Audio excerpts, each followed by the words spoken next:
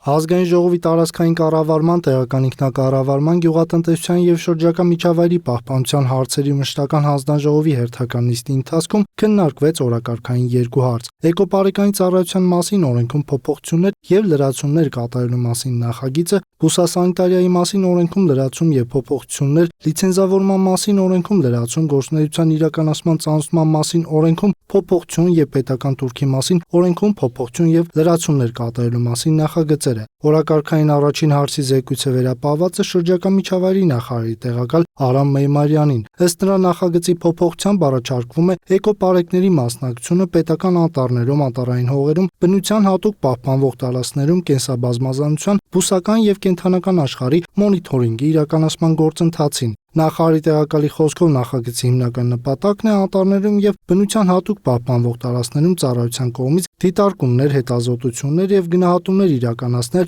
կենսաբազմազանության ոլորտում։ Ստացվում է, որ մենք ունենք մի կառույց, որը իր ամբողջ ժամանակը անցկացնում է բնության հատուկ պահպանվող տարածքներում, անտառներում, շփվում է կենսաբազմազանության հետ, պահպանում է այն, եւ մենք ունենք մի շատ մեծ ռեսուրս, որպեսզի նաեւ կենսաբազմազանության մոնիտորինգ իրականացնենք, քանի որ էկոպարեկային ծառայողները նաեւ շրջում են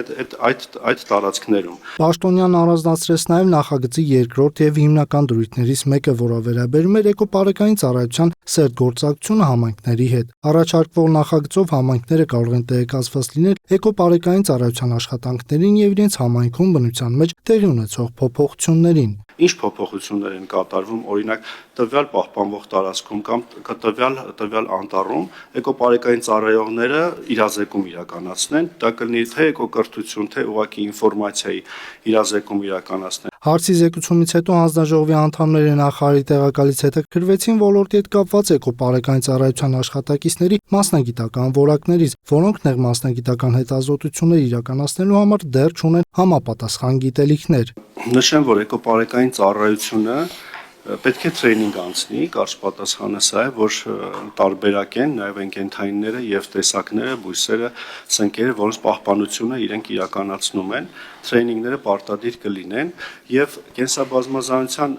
մոնիտորինգի ընդհանուր համակարգի մեջ էկոպարեկային ծառայությունը կլինի մի մասնիկը։ Հանձնաժողովի նիստի օրակարգային հաջորդ հարցի զեկուցող էկոնոմիկայի նախարարի տեղակալ Տաթևիկ Սարգսյանն էր։ Վերջինս ներկայացրեց բուսասանիտարիայի մասին օրենքում լրացումներ եւ փոփոխություններ կատարելու մասին օրենքի նախագիծը։ Ըստ նախագծի, քանի որ վերջին շրջանում Հայաստանից արտահանվող հայկական ծաղկման ապրանքների նմուշներում որոշ երկրների կողմից հայտնաբերվել են վնասակար օրգանիզմներ, որը խաթարում եւ վնաս է հասցնում նաեւ Հայաստանի հեղինակությանը, անհրաժեշտ եւ կանխարգելիչ միջոցառումներ պետք է ձեռնարկվեն, մասնավորապես օրենքի կարգավորման տեսքով։ Նշված խնդիրների լուծման առավել արդյունավետ մեխանիզմներից մեկը հանդիսանում է բուսասանիտարական հսկողության ենթակա ապրանքների վարակազերծումը կամ այլ կերպ ասած ֆումիգացիան։ Օրենքի նախագծով առաջարկվում է բուսասանիտարական հսկողության ենթակա ապրանքների վարակազերծումը սահմանել որպես լիցենզավորման գործունեության տեսակ։